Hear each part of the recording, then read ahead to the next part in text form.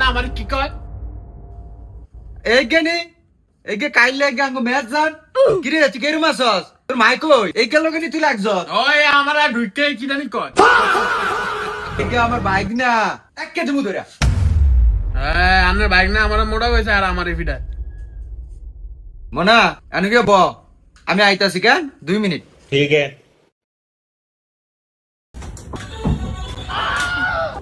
ওরে মামা এটা কি রে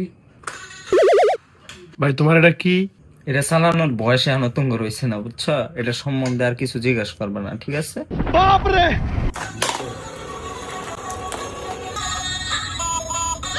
ভাই রে ভাই,